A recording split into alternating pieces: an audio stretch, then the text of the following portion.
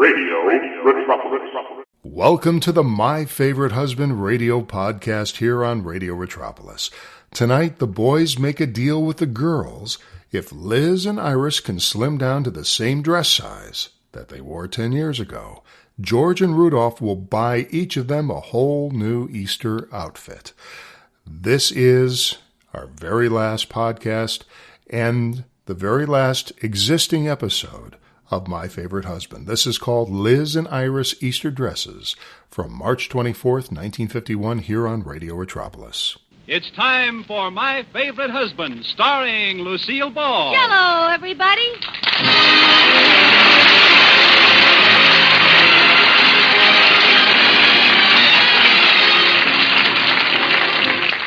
Yes, it's the Gay Family series starring Lucille Ball with Richard Denning. Transcribed and brought to you by the Jell-O family of Red Letter Dessert. And now Lucille Ball with Richard Denning as Liz and George Cooper. Two people who live together and like it.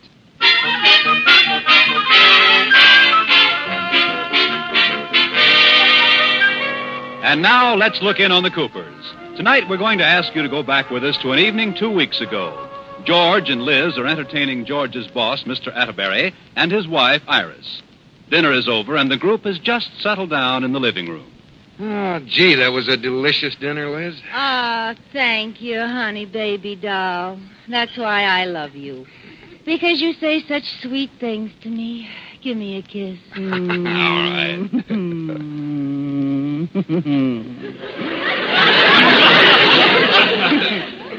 Ooh. What a disgusting exhibition. It is not, Rudolph. You should try acting like that. All right. Come here, Liz. Not with her. Oh. I'm sorry if I overdid it, Mr. Atterbury, but I'm feeling mellow toward George tonight. He promised to buy me the Easter hat I want. Easter? Is it almost Easter time again? Of course, Iris. It's a week from tomorrow. I didn't know that. Didn't know it? How could you miss all the ads? So that's what's been cut out of our paper before I came. Lotus bud. Tell me, girl, has Christmas been here yet? Oh, you're a scream. George, did you actually promise to buy Liz an Easter hat? Well, sure. Without putting up a struggle? Yes. You're something of an idiot, aren't you, boy? Well, but what's the harm in buying a little hat? When you've been married as long as I have, you'll know that a woman can parlay a bonnet into a whole spring wardrobe. Liz, is that true? Absolutely not. Although, come to think of it, the straw hat I picked out won't go with my last year's outfit at all. I rest my case. Sorry, Liz, I'm not going to get stung for a whole outfit. But, George, what am I going to wear in the Easter parade? A new hat, and that's all. Well, all right, but I'm liable to collect a crowd.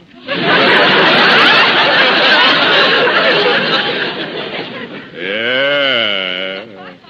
She'll really be the grandest lady in the Easter parade. Iris, what's happened?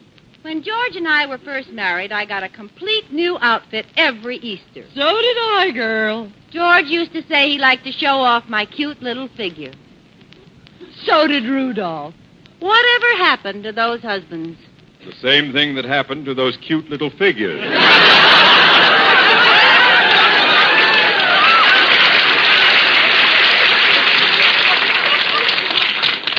What? Rudolph.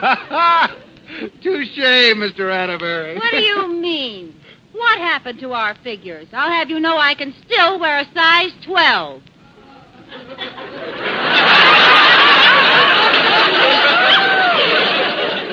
Me too. Iris, Liz isn't talking about her shoe size. Neither am I. I have exactly the same measurements as the day George and I were married. Oh, now, let's face it, honey. We've all put on a little weight in the interim.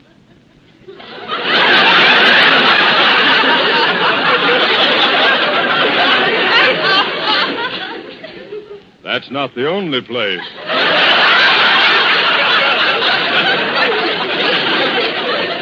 Just never mind.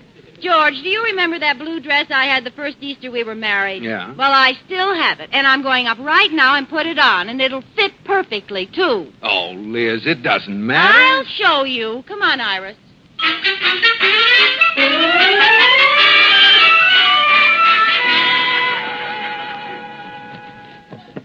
I know that dress is here some... Oh, here it is. Oh, look at the cut of it, Liz. Yeah, it's been up here so long it's back in style again. You know, you're right. The idea of George thinking I couldn't get into this dress. See how easily it slips down over my shoulders? And down over my waist? And down over my... Down over my... Down over my... What's the matter, girl? I've hit a snag. Yeah. Never mind. The dress has shrunk, that's all. Girl, this is Iris. Save that propaganda for the boys. Admit it, you put on weight in the hips. I prefer to think of it as a little avoirdupois on the back of my lap.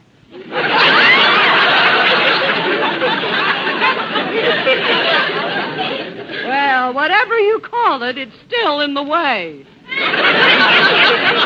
The dress won't come down over your hips.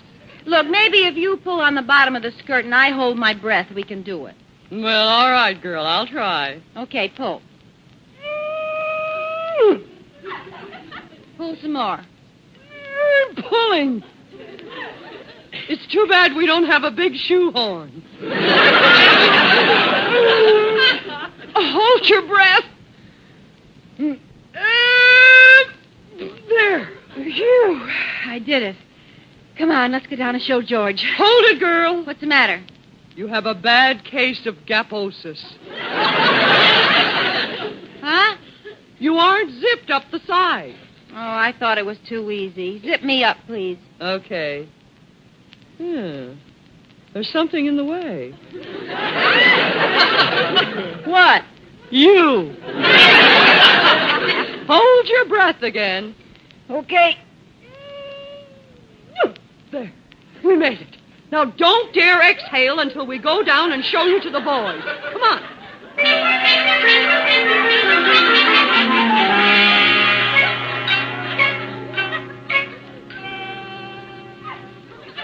George, boy, what's taking the girls so long up there? Oh, who knows?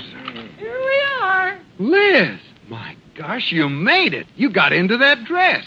She's got you, boy. Oh, I'm amazed. Oh, I never thought you could do it. Did you have any trouble, Liz? No, it was a cinch. Gee, how long's it been since you wore that, Liz? 10 years. Well, Liz's voice has changed. Liz, is something wrong? Nope.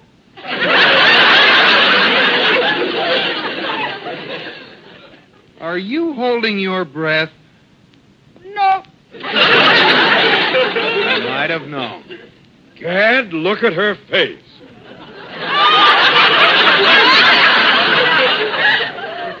I've never seen such an interesting shade of blue. Okay, she's in the dress, George. I guess she proved her point. Come on, Liz, let's go take it off. No, wait. I want to look at Liz some more. I think it's remarkable that she hasn't gained an ounce in 10 years. Yes, come on, Liz. You keep out of this, Lotus Bud. You're sure you're not holding your breath, Liz? No. Well, let's go. No. Stick around, Liz. I want to admire you in that dress. Oh, just stand there and let me look at you. Oh, dear.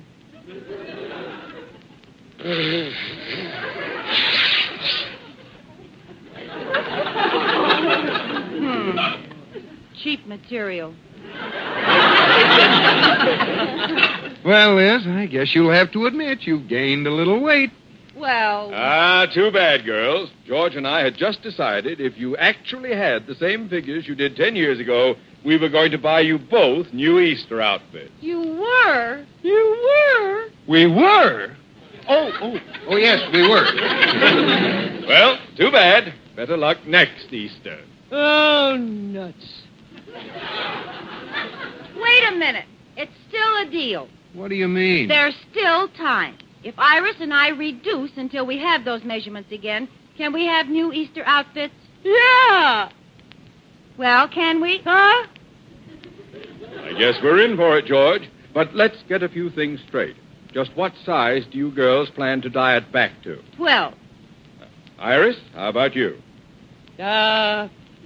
24. Now, just a minute, Lotus Bud. You said you used to wear a 12, too.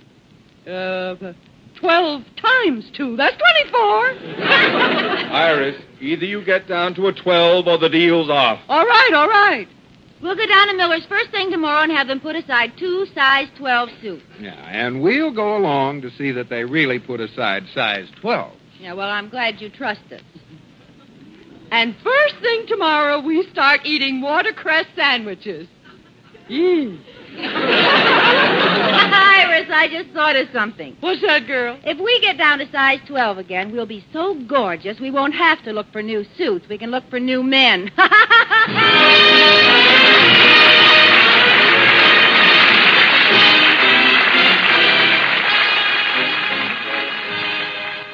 And now back to Lucille Ball in My Favorite Husband.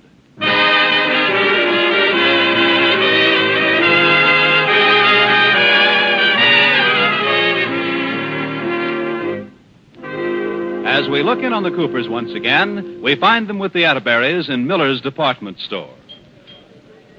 I think the suits are over this way, Iris. I believe you're right, girl. Why don't we go this other way? It's much shorter.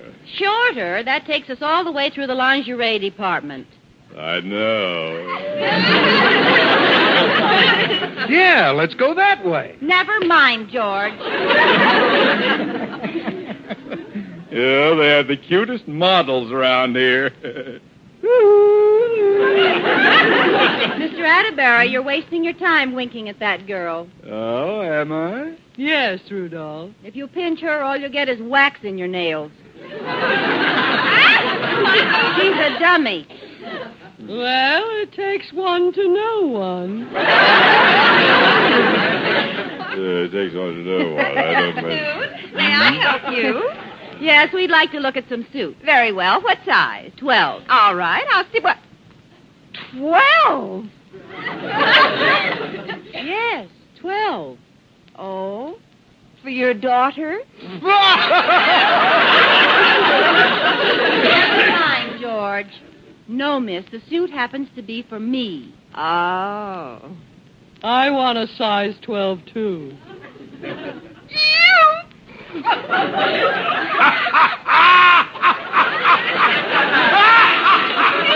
up, Yeah, come here. Just show us the suits. We'll dye it down to fit them. Step this way, dreamer.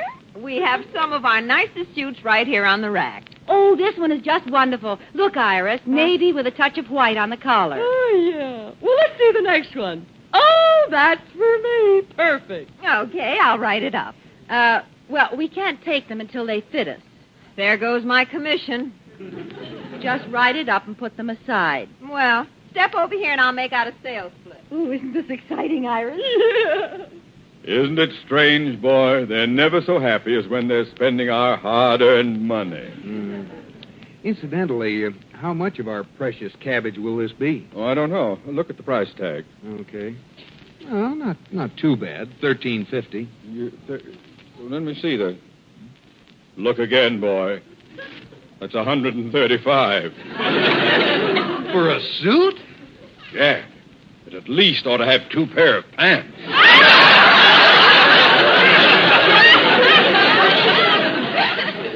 Well, I can't stand a price like that. I'd better go and tell Liz the deal's off. Oh, no, wait, boy. We'll never have to buy those suits.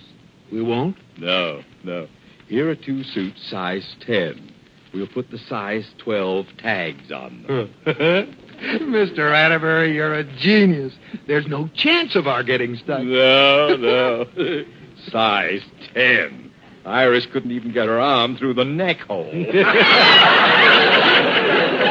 Jiggers, here they come. Okay, George, it's all set. Now all we have to do is make the weight. How much is this going to cost me, Liz? I was hoping you wouldn't ask that. It's, $135. Oh, is that all?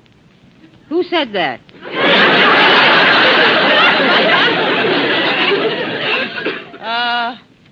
Mine's 150. Very reasonable.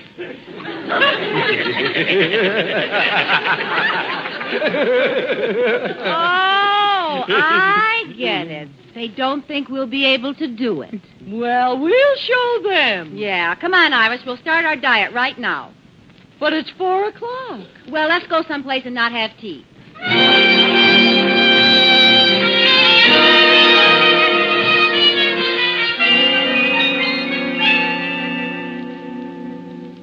George, boy, I'm certainly glad you invited us over to dinner. For a week now, Iris hasn't served anything but her diet food. Oh, at your house, too? Oh, I've eaten so many carrots, I'm beginning to whistle at rabbits instead of women.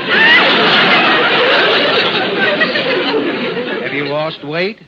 3 times last night, I stood up and my pants stayed sitting down.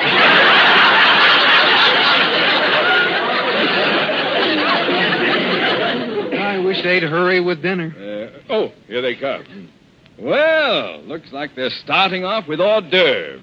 Oh, this should be some meal. I'm sorry we took so long fixing dinner, fellas. Oh, I'll bet you boys are starved. I'll say. Here, Mr. Atterbury, have a piece of celery. Oh, thanks. George, Oh, thanks. one for me and one for Iris. Good. Mm-hmm. Well, Liz, that was a fine dinner. Thanks.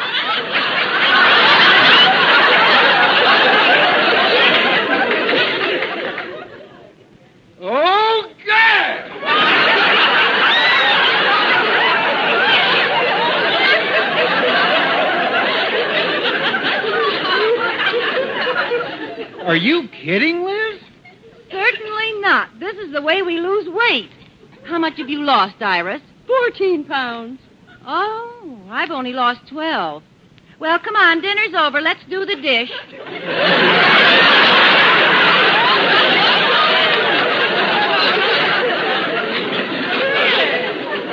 The housework's easier this way, isn't it? I'll say. George, I'm getting worried. Yeah, so am I. If they lost that much weight, we're in trouble, even with those size 10 suits. We better go back this afternoon and switch them again. They'll never make it down to a size 8.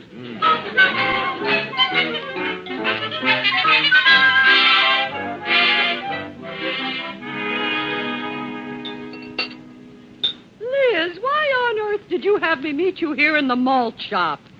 Are you trying to torture me? No, I've got a plan. You said last night you lost 14 pounds, right? Yeah. You didn't lose half that much, did you? No. How much did you lose? 3/4.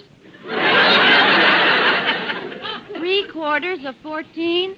No, 3/4 of a pound. How much did you lose? I gained a pound.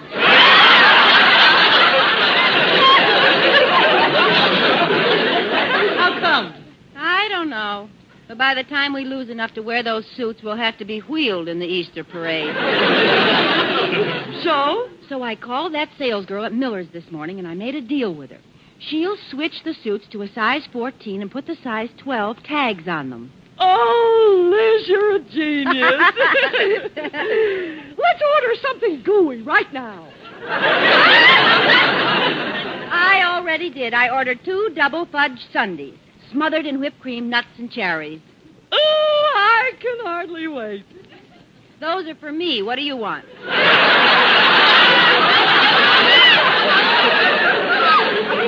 The same. Waiter, double up on those sundaes. undies and give me a milkshake while I'm waiting.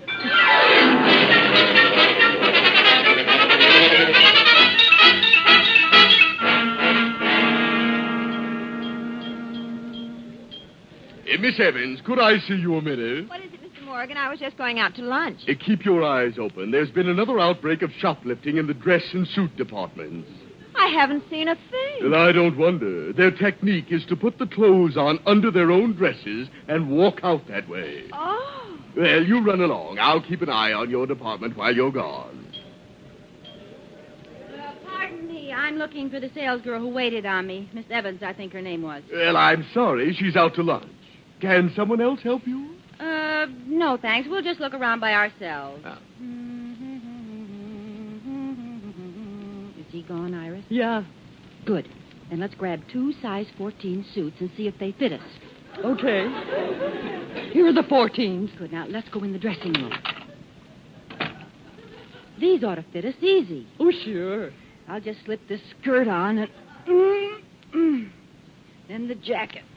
And I'll button it up. I think we can get into these. Oh, dear. Look at me, Iris. It is skin tight, isn't it? It's tighter than that. I can move in my skin. How does yours fit? Which way are the 16s? Well, come on. Let's go out and try them. I wonder if they have a navy blue tent with a white collar.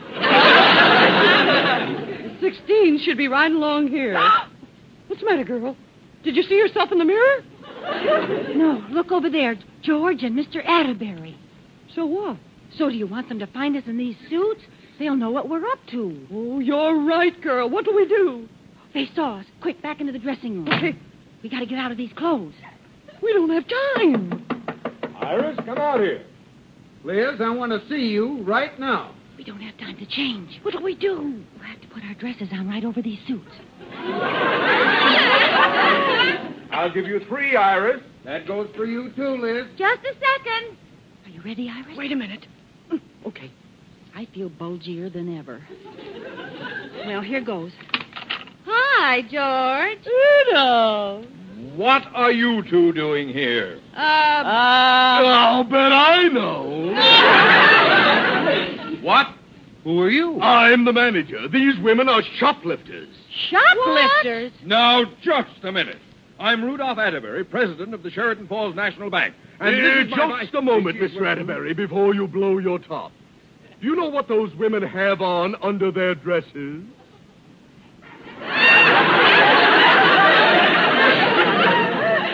No. Do you? I certainly do. What? What? Well, it's an old gag. They put new merchandise on under their dress and walk out with it. Preposterous. Isn't it, Iris? Isn't it, Liz? Are you girls out of your heads? Have you really got stolen merchandise on? Well, sort of. Oh, gag! Oh, gad! Look, we can explain, really. Just get us out of this. Wait a minute, Mr. Atterbury. Listen. Genius. Look, girls, if we get you out of this, will you forget about the Easter suits? No, that's not fair. Absolutely not. Yeah, that's enough of that whispering. Say, what's your connection with these women anyway, Mr. Atterbury? I never saw them before in my life. What? Neither did I. Oh, they look like shady characters to me. Never saw us before. Listen, this big fat tub of lard... Wait, Iris. Tub? Let me tell Iris. We are shoplifters. What? What? What? I'm tired of doing all the dirty work for these masterminds. You mastermind? Sure, Fagin Atterbury and Blackie Cooper. They made us pose as their wives while they trained us. First it was picking pockets. We got pretty good. Yeah. Remember that cute little baby kangaroo you picked up at the zoo? Yeah, his mother never felt a thing.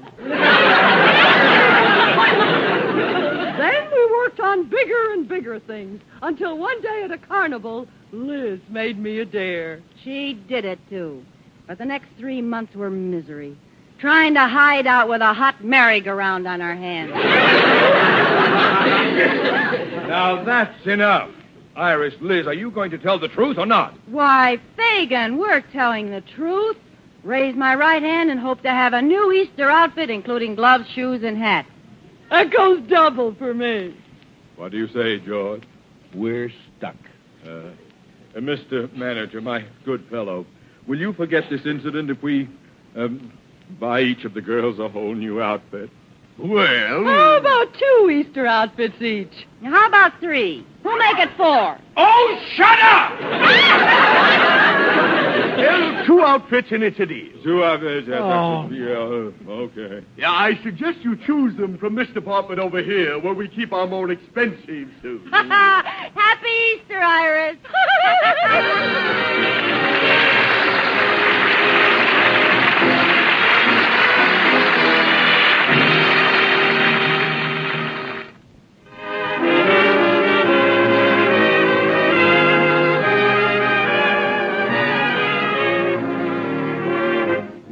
You have been listening to My Favorite Husband, starring Lucille Ball with Richard Denning, and based on characters created by Isabel Scott Rorick. Tonight's transcribed program was produced and directed by Jess Oppenheimer, who wrote the script with Madeline Pugh and Bob Carroll Jr. Original music was composed by Marlon Skiles and conducted by Wilbur Hatch. The parts of Mr. and Mrs. Atterbury were played by Gail Gordon and Bea Benaderet. Others in the cast were Frank Nelson and Shirley Mitchell. Be sure to watch for Lucille Ball as the hilarious cosmetic dealer in Columbia's picture, The Fuller Brush Girl. Bob Lamont speaking.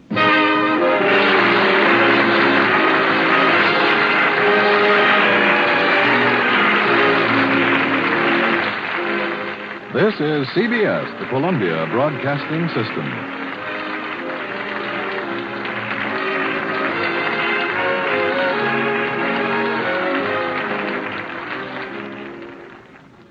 And that is it for My Favorite Husband. That was Liz and Iris Easter Dresses from March 24th, 1951, here on the My Favorite Husband radio podcast on Radio Retropolis. It was actually made into an I Love Lucy episode, number 4, from season 1, called The Diet.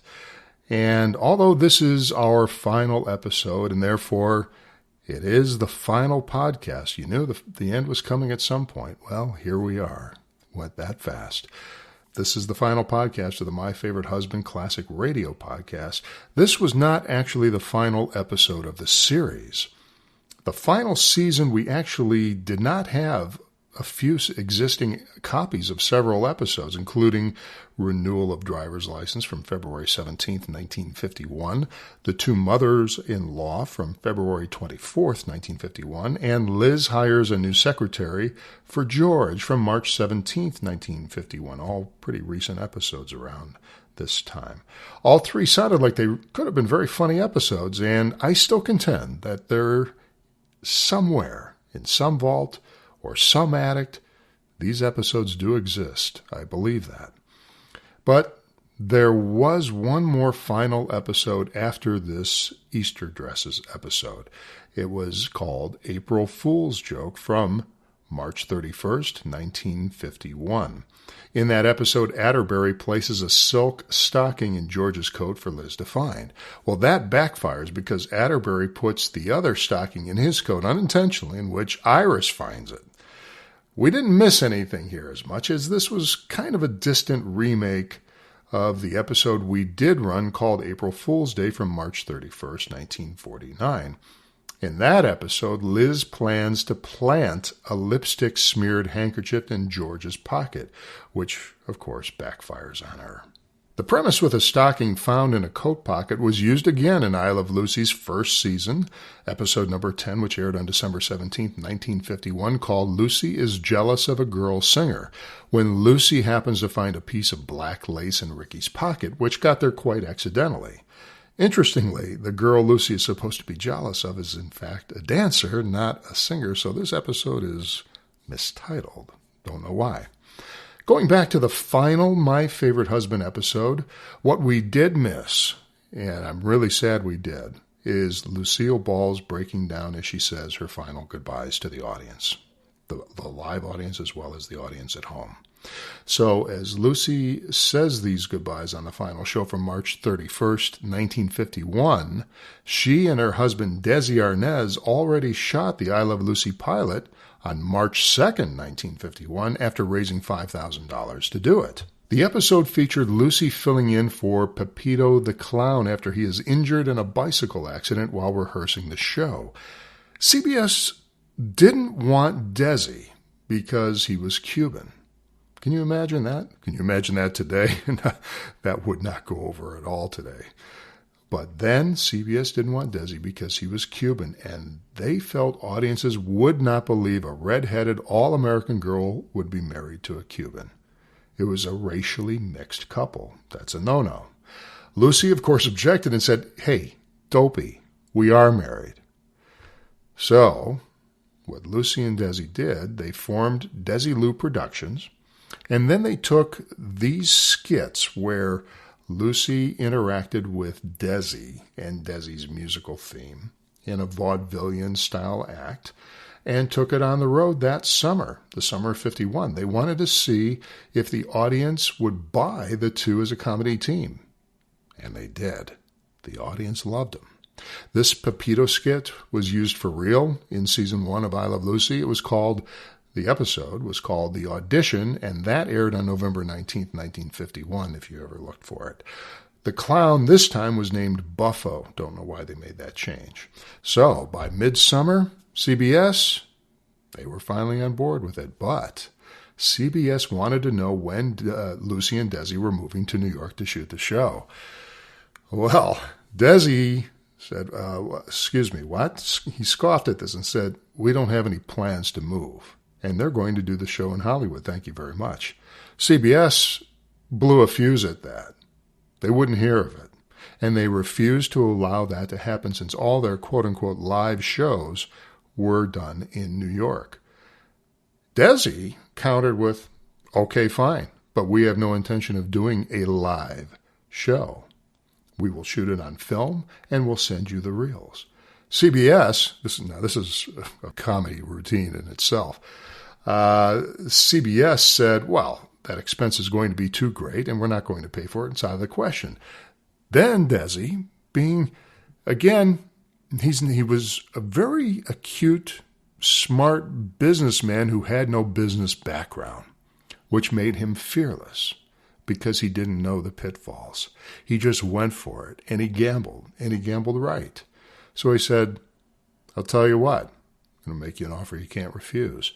Desi Lou will cover all the additional costs of filming. However, if we're going to do that, we're going to control the rights to all the prints, all the elements, all the negatives of I Love Lucy. It's our show." Lucy and Desi would own the show. And you know what? CBS agreed. Why? Well, 1951. Networks were still in their infancy then, and TV was mostly seen as disposable entertainment, as they thought, who would want to see these episodes again? Nobody. Who cares? The audience already saw them. Why would they see them again? That was a big loss for CBS and a huge gain for Desi Lou, because when CBS had a summer show fallout, you know what they did? They called old Desi, who said, "Sure, you can have the show again." And he relicensed the show, the old shows, for a summer run, and thus was born the rerun. And the road to the Emerald City for Lucy and Desi was not painted with yellow bricks, but gold ones. But Desi's problems were not over yet. Now that he made this grand exclamation of what he was going to do, how exactly was he going to do this? How was he going to film these shows in the same easy style as the live shows? Well, Jess Oppenheimer was said to have been involved at this point, according to his son Greg, whom we interviewed. And I have that interview, as a matter of fact. As Jess was the executive producer of I Love Lucy, just as he was on My Favorite Husband, he was very much involved in the creation of the nuts and bolts of I Love Lucy. How are we going to do this? One of the things they did, Desi and Jess, they brought in Carl Freund, whose filming credits included Frankenstein, big movie, and other major movies. He became the lead cameraman, and all three devised this multi-camera setup using sets in front of a live audience that would allow each camera to shoot the same scene from separate angles like a live show, only to be re-edited later, but in a very high-quality film format where you can do rack focus and all sorts of creative things that you couldn't do with live television. From this point forward to this very day, that style created by Desi, Carl, and Jess is seen in every live audience sitcom. For the record, I Love Lucy was not the television version of My Favorite Husband, which is why My Favorite Husband author and creator Isabel Scott Rourke is not credited. Lucy and Desi created their own concept for I Love Lucy, which, again, it is similar, of course. It was not the same, and therefore Rourke did not collect any royalties from I Love Lucy.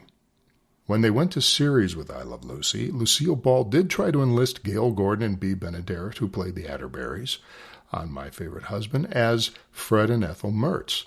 Both, however, were not available on a weekly basis, although Gail Gordon did appear as a guest star, and we all know when the Lucy Show came about in 1962, he was right in there as Mr. Mooney. Benaderet was already signed to the Burns and Allen Show, so she couldn't do I Love Lucy. So Desi had to fill those two very, very big shoes. One man was William Frawley. He came on board because he pleaded with Desi for the job. He actually called Desi and said, please give me the job. Desi was worried about Frawley's drinking issues. Frawley, on the other hand, said he promised to never, ever let it interfere with his work with Desi. Desi agreed and said if he did, he would be fired. Well, Frawley never let his drinking become an issue on set, never in those years. Vivian Vance got the part at the suggestion of director Mark Daniels, who took Desi and Oppenheimer to watch Vivian perform on stage. Desi was sold. Lucy? Not so much. Vivian was given the role, but she had to look older, so she was told to gain weight. They dressed her down so she would appear to be a little bit more matronly to Lucy's younger, successful appearance, married to a showbiz person, very successful showbiz person, living on the Upper East Side of New York, where the Mertzes were really living their failed showbiz careers through Desi's successful one. That's really how that came about. Even though Fred was known to have a moderately successful vaudevillian career, and I think they had an episode about that in there, he was never a big star. So they always loved what Ricky did and always lived through Ricky's success. The story goes that Vivian Vance and William Frawley hated each other very much, intensely, as she felt he was far too old to play her husband, really more her father. She also didn't like his crotchety humor. She thought he was really kind of cantankerous. She hated that. Well, he got wind of this, and he had a few, shall I say, see you next Tuesdays for her, if you know what I mean. But that tension off screen led to some of the best comedy magic on screen. I Love Lucy debuted October 15th, 1951, and lasted all the way until May 6th, 1957, when it was reformed into the Lucy Desi Comedy Hour, with still the same characters. But the magic just wasn't there, as Lucy and Desi's real-life marital problems made this tension uncomfortable to watch, as we were really witnessing the crumbling and the ending of a marriage. On March 2nd, which was Desi's birthday of 1960, it was the day after the last hour-long episode was filmed, and exactly 9 years to the day when Lucy and Desi filmed their pilot for I Love Lucy, Lucille Ball filed for divorce. I Love Lucy was a ratings winner through each of its seasons, with some episodes and seasons doing astronomical numbers. The episode Lucy Goes to the Hospital, which first aired on Monday, January 19th, 1953, garnered a record 71.7 rating. That meant that 71.7% of all households with TV sets at that time were watching Lucy give birth to little Ricky. Only Elvis Presley's first appearance on The Ed Sullivan Show, which aired on September 9th, 1956, did better, as it got an 82.6% of the TV audience. The highest-rated season of I Love Lucy was its second, with an average of 67.3% for the entire 1952 season, and is, to this day, the highest average ever for a television show. I Love Lucy's legacy is intact, as it is the longest-running television show in history, having never, ever been off the air since October 15th, 1951. Well, that's it, my friend. It's been a great journey, and I've enjoyed going down this road with you with My Favorite Husband, some funny episodes. We saw the evolution of genius, really, of this little show that turned into this very big show that set the tone for the classic I Love Lucy. So, our last episode, Liz and Iris Easter Dresses from March 24th, 1951, ends it for us. Thanks for joining us. That is it for the My Favorite Husband radio podcasts here on Radio Retropolis. Take care. Radio Retropolis.